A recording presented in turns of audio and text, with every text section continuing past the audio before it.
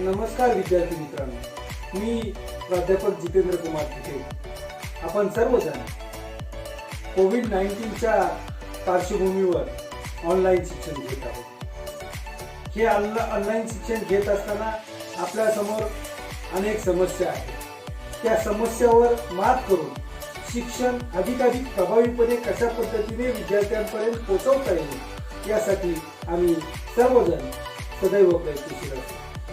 महाराष्ट्र शासनाचा शिक्षण विभाग देखील विद्यार्थ्यांच्या पर्यंत शिक्षण प्रभावीपणे पोहोचवण्यासाठी प्रयत्नशील आहे.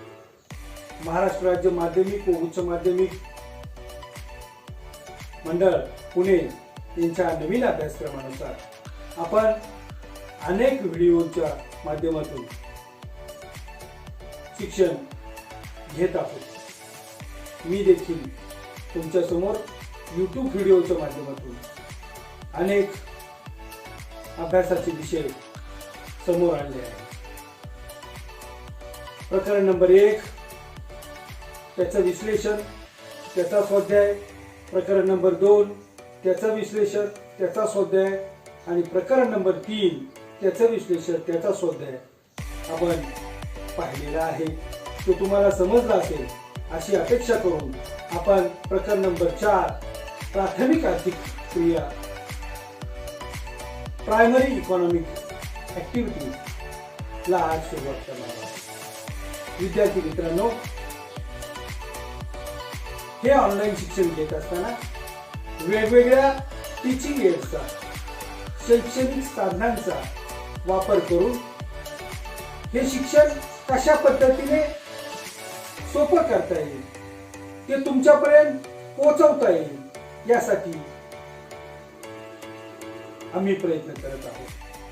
तर चौथ्या प्रकरणाला सुरुवात करण्याआधी आपण काही बेसिक गोष्टी देखील आज शिकणार आहोत असं म्हणण्यापेक्षा त्याची उजळणी आपण करूया.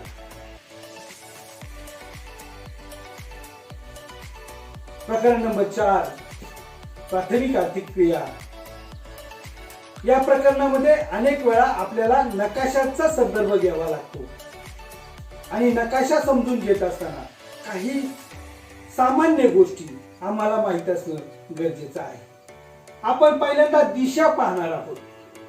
4 प्रमुख आणि 4 उपदिशा तुम्हाला माहिती आहेत. North, south, west, east. ठीक आहे. उत्तर, दक्षिण, पश्चिम, पूर्व त्या 4 मुख्य दिशा त्या ठिकाणी तुम्हाला स्क्रीनवर दिसत आहेत.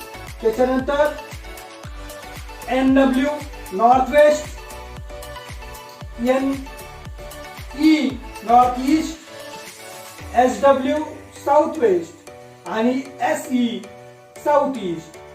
मराठीमध्ये वायव्य, आग्नेय, ईशान्य आणि नैऋत्य या 4 दिशा आहेत. परत एकदा मी सांगतो. उत्तर, दक्षिण, पूर्व, पश्चिम, ईशान्य,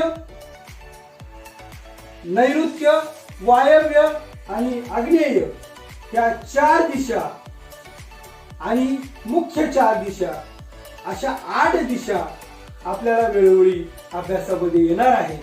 त्या समजून घ्या. North, south, east, west, north west, north east, south west, south east. तुम्हाला ह्या दिशा समजल्यानंतर त्या ठिकाणी पुढं आपण पाहणार आहोत की जगामध्ये 7 खंड आहेत. त्या खंडांचा देखील मित्रांनो हे प्रकरण सुरू होण्या अगोदर आपल्याला अभ्यास करायचा आहे. पहिला खंड आहे नॉर्थ अमेरिका म्हणजेच उत्तर अमेरिका. दुसरा खंड आहे साऊथ अमेरिका. त्या नॉर्थ अमेरिकेच्या बरोबर खालच्या बाजूला, दक्षिण बाजूला नॉर्थ अमेरिका, उत्तर अमेरिका, साऊथ अमेरिका, दक्षिण अमेरिका.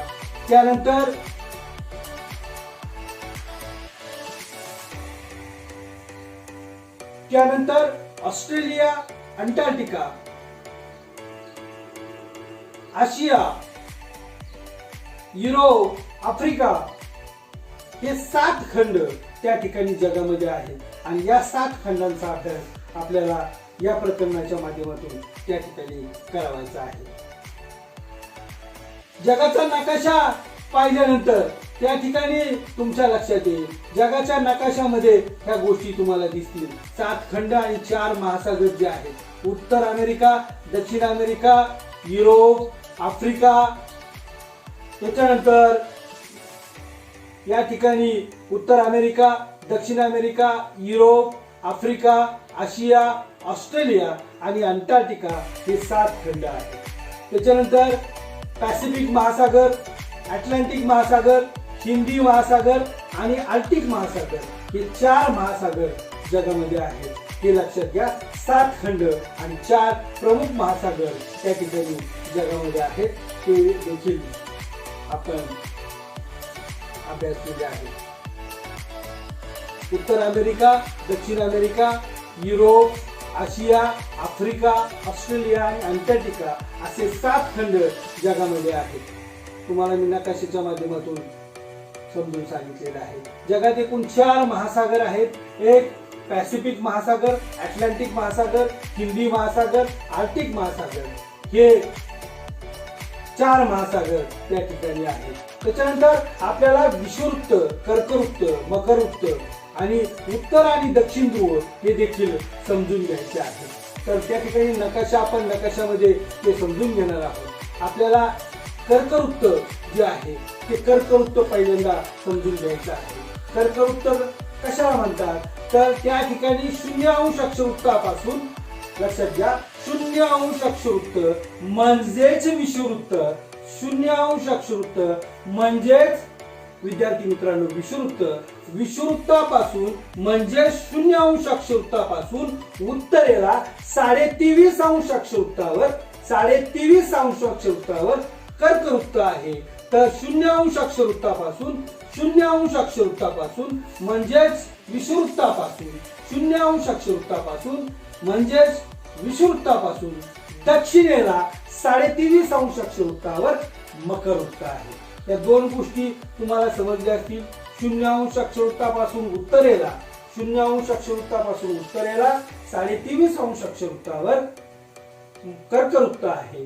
तर 0° अक्षवृत्तापासून दक्षिणेला 23.5 अक्षवृत्तावर मकरवृत्त आहे. हे तुम्हाला कळलं असेल. इकडं उत्तर ध्रुव, दक्षिण ध्रुव हे देखील तुम्हाला माहिती आहे. दुसरी एक गोष्ट अशी आहे की 0° अक्षवृत्तापासून उत्तरेला उत्तर गोलार्ध, तर 0° अक्षवृत्तापासून दक्षिणेला दक्षिण गोलार्ध. विद्यार्थी मित्रांनो, या उत्तर गोलार्धामध्ये जमिनीचं प्रमाण जास्त आहे. या उत्तर गोलार्धामध्ये जमिनीचं प्रमाण जास्त आहे. तर दक्षिण गोलार्धामध्ये म्हणजे 0° अक्षवृत्तापासून दक्षिणेला दक्षिण गोलार्धामध्ये पाण्याचं प्रमाण जास्त आहे. हे तुम्हाला माहित असणे गरजेचं आहे. त्याच्यानंतर पुढची जी स्लाइड आहे त्या स्लाइडचा आपल्याला त्या ठिकाणी विचार करायचा आहे. तुमच्या नकाशाच्या प्रकरणाच्या सुरुवातीलाच एक नकाशा दिलेला आहे आणि त्या नकाशावर काही प्रश्न तुम्हाला विचारलेले आहेत. त्या प्रश्नांचा आढावा देखील आपल्याला या प्रकरणात घ्यायचा आहे. तुमच्या प्रकरणाचं नाव आहे प्राथमिक आर्थिक क्रिया. तुमच्या प्रकरणाचं नाव आहे प्राथमिक आर्थिक क्रिया, प्रायमरी इकॉनॉमिक ऍक्टिव्हिटी. आता हा जो नकाशा तुम्हाला दाखवलेला आहे, या नकाशामध्ये प्राथमिक आर्थिक क्रिया तुम्हाला सांगितलेल्या आहे, दाखवलेल्या आहे. हा जो नकाशा आहे या नकाशामध्ये इथं म्हटलेलं आहे जग प्रमुख प्राथमिक आर्थिक क्रिया. आता ह्या नकाशामध्ये प्रमुख प्राथमिक क्रिया दाखवलेल्या आहेत. इथं तुम्हाला म्हटलेलं आहे की आकृती क्रमांक 4.1 मधील नकाशाचे निरीक्षण करून खालील प्रश्नांची उत्तरे द्या. जवळजवळ तुम्हाला 12 प्रश्न या ठिकाणी विचारलेले आहेत आणि त्या 12 प्रश्नांची उत्तरं नकाशाचं वाचन करून आपल्याला त्या ठिकाणी द्यायची आहेत. तर अतिशय सोपा नकाशा आहे. तुम्ही व्यवस्थित त्याचं जर निरीक्षण केलं तर त्या ठिकाणी खाली विचारलेल्या प्रश्नांची उत्तरं तुम्हाला देता येईल. पहिला प्रश्न आहे, नकाशात कोणकोणत्या आर्थिक व्यवसायाचे वितरण दाखवलेलं आहे. नकाशामध्ये कोणकोणत्या आर्थिक क्रियांचं वितरण दाखवलेले आहे. आता तुम्हाला सूची वाचायची सवय, नकाशा म्हटलं की तुम्हाला काय वाचता आलं पाहिजे विद्यार्थी मित्रांनो, सूची वाचता आली पाहिजे. आणि म्हणून सूचीमध्ये शेती, पशुपालन, मासेमारी, खाणकाम आणि लाकूड तोड हे जे 5 प्राथमिक व्यवसाय आहे त्या 5 प्राथमिक व्यवसायांचं वितरण दाखवलेलं आहे. म्हणून पहिल्या प्रश्नाचं उत्तर आपलं आहे की नकाशात कोणकोणत्या आर्थिक व्यवसायांचे वितरण दाखवलं आहे, तर शेती, पशुपालन, मासेमारी, खाणकाम आणि लाकूड तोड या 5 व्यवसायांचे वितरण नकाशामध्ये दाखवलेलं आहे. त्याच्यानंतर दुसरा प्रश्न आहे, लाकूड तोड हा व्यवसाय प्रामुख्याने कोणत्या अक्षरयुक्ता दरम्यान आढळतो. आता नकाशाचं निरीक्षण तुम्ही करा. लाकूड तोड या ठिकाणी आहे, हे चिन्ह लाकूड तोडीचं त्या ठिकाणी आहे. नकाशा साधारणपणे इथं पहा तुम्ही, लाकूड तोड या अंशापर्यंत अक्षरयुक्तापर्यंत त्या ठिकाणी दिसते. लाकूड तोड खालच्या भागामध्ये जवळजवळ इथपर्यंत दिसते. आणि म्हणजेच 0° ते साधारणपणे 62° अक्षरयुक्तापर्यंत उत्तरेकडे 0° ते 62° अक्षरयुक्तापर्यंत ही लाकूड तोड उत्तर गोलार्धामध्ये तुम्हाला दिसून येते. तर 0° ते 40° अक्षरयुक्तापर्यंत दक्षिण गोलार्धामध्ये 0 ते 40 पर्यंत साधारणतः लाकूड तोड व्यवसाय हा दिसून येतो. म्हणजेच या दुसऱ्या प्रश्नाचं उत्तर आहे, उत्तर गोलार्धामध्ये 0° अक्षरयुक्त ते 62° अक्षरयुक्त, तर दक्षिण गोलार्धामध्ये 0° अक्षरयुक्त तर त्या ठिकाणी 40° अक्षरयुक्त. हे दुसऱ्या प्रश्नाचं उत्तर तुम्हाला त्या ठिकाणी सांगता येईल. त्याच्यानंतर तिसरा प्रश्न आहे, कोणत्या प्रदेशात प्राथमिक क्रिया आढळत नाही त्याचे कारण काय असावे. आता या नकाशाचं निरीक्षण केल्यानंतर तुमच्या लक्षात येईल की अतिशीत हवामान असलेले प्रदेश म्हणजेच उत्तर ध्रुव आणि दक्षिण ध्रुवाजवळचा प्रदेश जो आहे तो अतिशीत हवामान असलेला प्रदेश आहे.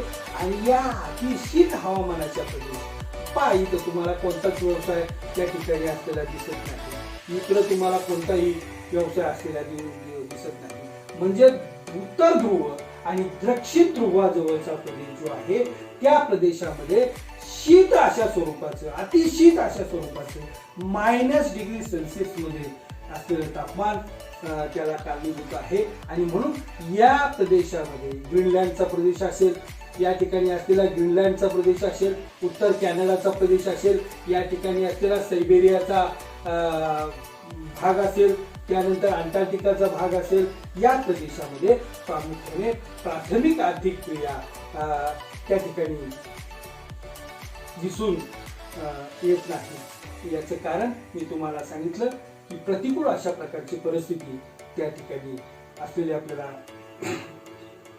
दिसून येते. चौथा प्रश्न आहे, मासेमारी व्यवसाय महासागरामध्ये विशिष्ट ठिकाणी का आढळतो. मासेमारी हा व्यवसाय जो आहे तो महासागरामध्ये विशिष्ट ठिकाणी का आढळतो. तर याचं उत्तर आपल्याला असे देता येईल की विशिष्ट भौगोलिक परिस्थिती ही मासेमारी व्यवसायासाठी आवश्यक असते. विशिष्ट भौगोलिक परिस्थिती ही उपलब्ध जर नसेल, प्रतिकूल परिस्थिती असेल तर त्या ठिकाणी मासेमारी हा व्यवसाय विकसित होऊ शकत नाही. प्लवंकाची, माशांचं जे खाद्य आहे त्या प्लवंकाची निर्मिती होण्यासाठी उष्ण आणि शीत प्रवाह एकत्र येणे गरजेचं असतं. आणि अशी परिस्थिती ज्या ठिकाणी निर्माण होईल त्याच ठिकाणी मासेमारी हा व्यवसाय विकसित होऊ शकतो. त्याच्यानंतर पुढचा प्रश्न जो आहे 5वा, युरोप खंडात कोणकोणत्या आर्थिक क्रिया अधिक आढळतात. नकाशाचं निरीक्षण करा. युरोप खंडचं लोकेशन पहा, भौगोलिक त्या ठिकाणी असलेलं डॉगर बँक नावाचं मत्स्य क्षेत्र तुम्हाला दिसून येईल. या ठिकाणी डॉगर बँक नावाचं मत्स्य क्षेत्र युरोपामध्ये आहे. आणि त्याशिवाय खाणकामाचा व्यवसाय युरोप खंडामध्ये चालतो. लाकूड तोडीचा व्यवसाय युरोप खंडामध्ये त्या ठिकाणी दिसून येतो. त्या ठिकाणी ज्या ठिकाणी शेतीयोग्य जमीन आहे त्या ठिकाणी शेती आणि शेतीवर आधारित अशा प्रकारचा शेतीला जोड व्यवसाय म्हणून पशुपालन देखील काही ठिकाणी करत असल्याचं युरोप खंडामध्ये आपल्याला दिसून येतं. म्हणजेच मासेमारी मत्स्य क्षेत्र जे डॉगर बँक आहे, मासेमारीचा व्यवसाय त्या ठिकाणी चालतो, खाणकाम, लाकूडतोड, शेती, पशुपालन हे व्यवसाय प्रामुख्याने युरोप खंडामध्ये त्या ठिकाणी आढळतात. त्याच्यानंतर 6वा प्रश्न जो आहे, समुद्रामध्ये दर्शवलेले खाणकामाचे चिन्ह कोणते उत्पादन दर्शवते? आता समुद्रामध्ये दर्शवलेले जे खाणकामाचं चिन्ह आहे ते खाणकामाचं चिन्ह तुम्हाला इथे दिसते पहा. हे जे चिन्ह आहे तर हे चिन्ह आपल्याला खनिज तेल किंवा नैसर्गिक वायू जे आहे त्या नैसर्गिक वायू त्या क्षेत्रातून त्या ठिकाणी आपल्याला उपलब्ध होतो. उदाहरणार्थ जर भारतातील बॉम्बे हायचं क्षेत्र जर पाहिलं तर त्या ठिकाणी फार मोठ्या प्रमाणावर खनिज तेल त्या ठिकाणी निर्माण केलं जातं किंवा ते मिळवलं जातं. नैसर्गिक वायू देखील काही ठिकाणी त्या ठिकाणी तुम्हाला दिसतो आहे. त्याच्यानंतर 7वा प्रश्न आहे, कोणत्या खंडात खाणकाम व्यवसाय आढळत नाही आणि का? तर याचा उत्तर आहे की अंटार्क्टिका खंडामध्ये खाणकाम व्यवसाय आपल्याला आढळून येत नाही. परंतु याचा अर्थ असा नाही की खनिजे किंवा चांगल्या प्रकारची उच्च प्रतीची खनिजे या खंडामध्ये नाहीत असा त्याचा अर्थ होत नाही. तर अंटार्क्टिका खंडामध्ये असलेली प्रतिकूल परिस्थिती त्याला कारणीभूत आहे. अंटार्क्टिका खंडामध्ये खनिज उपलब्ध त्या ठिकाणी असतील, परंतु त्या ठिकाणी असलेली प्रतिकूल परिस्थिती ही खाणकाम व्यवसायाला त्या ठिकाणी योग्य अशा प्रकारची नाही आणि म्हणून खाणकाम व्यवसाय या अंटार्क्टिका खंडामध्ये त्या ठिकाणी आढळतो. जगातील सर्वात जास्त मासेमारी कोणत्या महासागरात केली जाते? तर जगातील जास्त मासेमारी, सगळ्यात जास्त मासेमारी ही प्रामुख्याने पॅसिफिक हा जो महासागर दिसतो या महासागरामध्ये त्या ठिकाणी केली जाते. पॅसिफिक 4 महासागर जे आहेत, पॅसिफिक, अटलांटिक, हिंदी आणि आर्टिक, यापैकी पॅसिफिक महासागरामध्ये सर्वात जास्त मासेमारी त्या ठिकाणी केली जाते. त्याच्यानंतर मकरवृत्ताच्या दक्षिणेकडे कोणकोणत्या प्राथमिक क्रिया केल्या जातात? लक्षात घ्या, मकरवृत्ताच्या दक्षिणेकडे कोणकोणत्या प्राथमिक क्रिया केल्या जातात की मी तुम्हाला मकरवृत्त आणि कर्कवृत्त मगाशी नकाशामध्ये समजून सांगितलेलं आहे. ते याच प्रश्नासाठी की मकरवृत्ताच्या हे 23.5 अंश अक्षवृत्तावर जे मकरवृत्त आहे या मकरवृत्ताच्या दक्षिणेकडे कोणकोणत्या प्राथमिक आर्थिक क्रिया केल्या जातात? तर 23.5 अंश दक्षिण अक्षवृत्तावर मकरवृत्त आहे. दक्षिण गोलार्धात तुम्हाला माहिती आहे पाणी जास्त आहे आणि म्हणून दक्षिण गोलार्धामध्ये पाणी जास्त आहे. असं जरी असलं तर या मकरवृत्ताच्या दक्षिणेकडे जर तुम्ही पाहिलं तर तुम्हाला अनेक व्यवसाय त्या ठिकाणी थोड्याफार प्रमाणात लाकूडतोड असेल, मासेमारी असेल, खाणकाम असेल, पशुपालन असेल, शेती असेल, हे व्यवसाय मकरवृत्ताच्या दक्षिणेकडे तुम्हाला त्या ठिकाणी दिसून येते.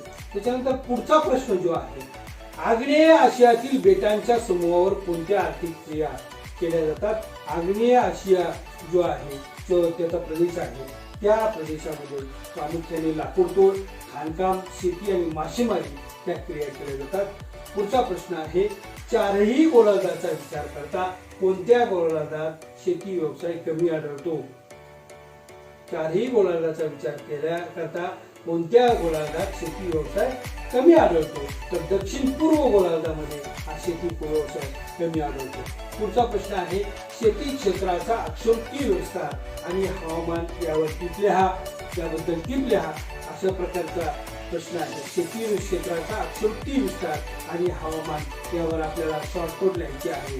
तुम्हाला माहिती आहे शेती व्यवसाय जो आहे त्या शेती व्यवसायाचा अर्थव्यवस्थेला फार मोठा, जगाचा जर आपण विचार केला तर अर्थव्यवस्थेला फार मोठा हातभार या शेती व्यवसायाचा आहे.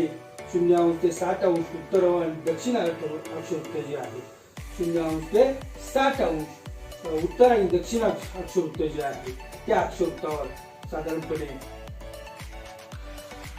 शेती व्यवसाय केला जातो. तुम्हाला जर तुम्ही एकूण त्या प्रश्नाचा विचार जर केला तर त्या ठिकाणी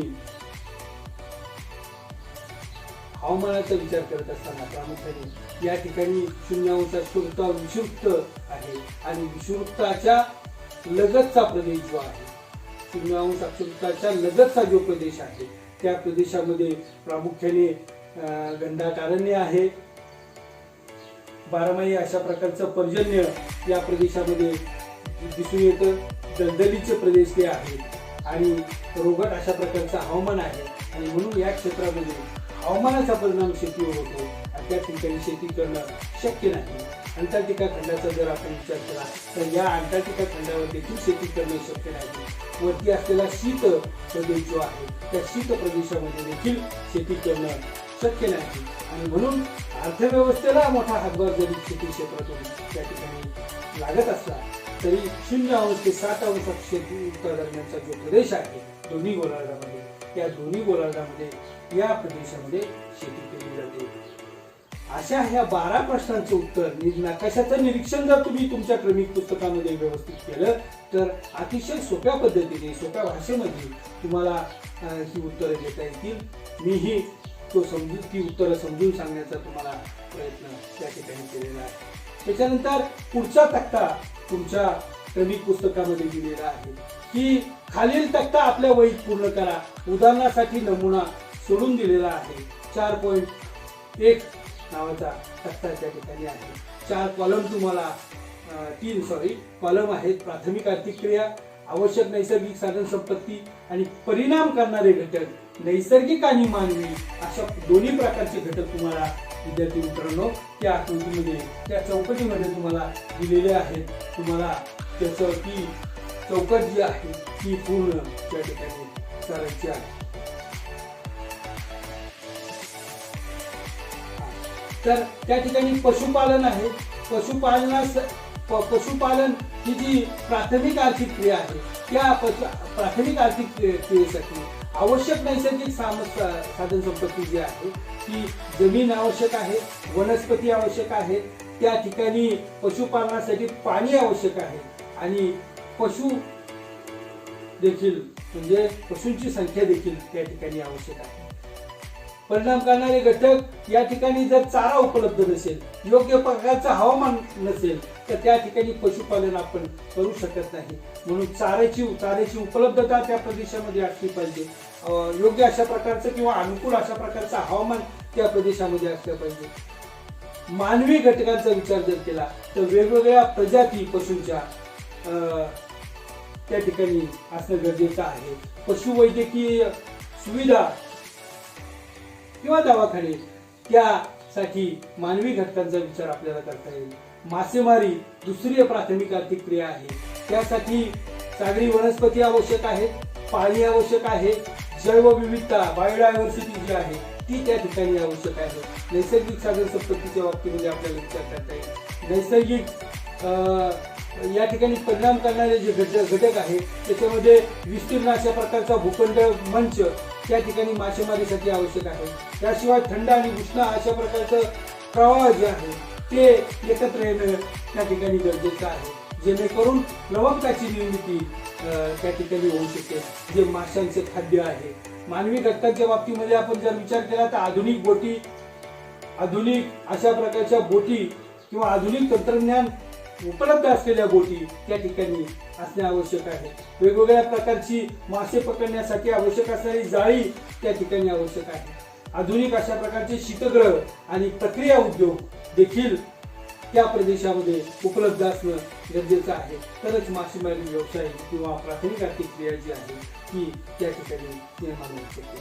खाणकाम हा जी पुढची प्राथमिक आर्थिक क्रिया आहे त्यासाठी आवश्यक नैसर्गिक साधन संपत्ती आहे. भूरचना खनिजांची उपलब्धता त्या ठिकाणी आवश्यक आहे. अतिशय गुणवत्तापूर्ण अशा प्रकारची खनिजे त्या ठिकाणी उपलब्ध असणं गरजेचं आहे. नैसर्गिक साधन संपत्तीच्या बाबतीत परिणाम करणारे घटक जर तुम्ही पाहिले तर त्या खनिजांची गुणवत्ता असणं गरजेचं आहे. खनिजांचं प्रमाण त्या ठिकाणी आवश्यक आहे. ठीक आहे.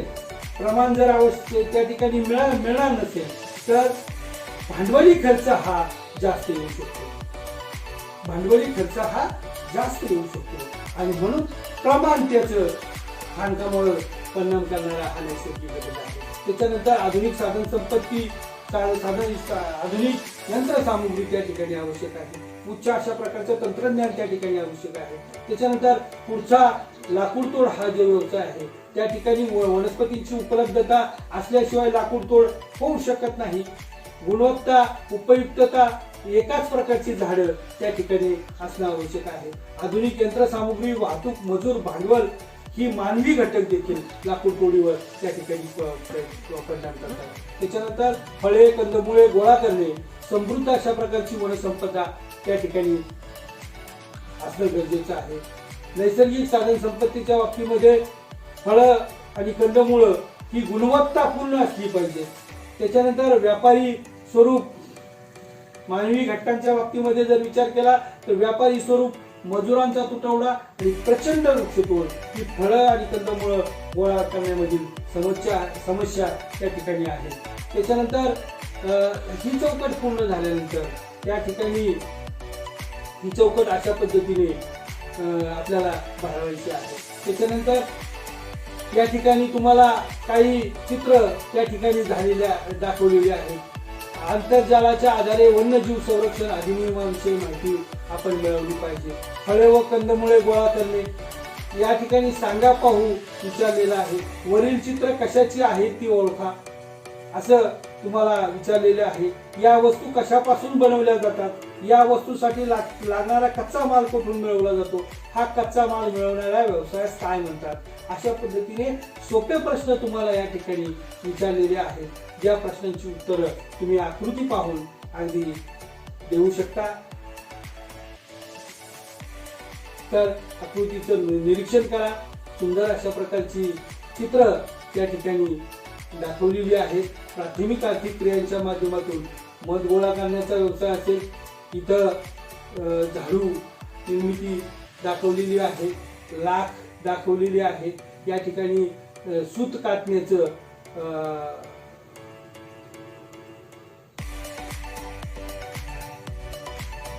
यंत्र कशा पद्धतीने त्या सूत कातलं जातं प्राथमिक आर्थिक क्रियेमध्ये ते दाखवलेलं आहे. इतर दागिने त्या ठिकाणी दाखवलेले आहे. अशा प्रकारे तुम्ही निरीक्षण करून त्या प्रश्नांची अतिशय सोपी उत्तरं त्या ठिकाणी तुम्ही देऊ शकता. त्या ठिकाणी आपण प्राथमिक आर्थिक क्रियामधील हा पहिला भाग जो आहे तो त्या ठिकाणी पाहिलेला आहे. तुम्हाला विद्यार्थी मित्रांनो समजला असेल.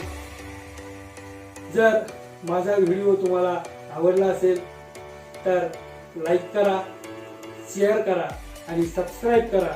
धन्यवाद. तुमचा दिवस शुभ जावो ही अपेक्षा.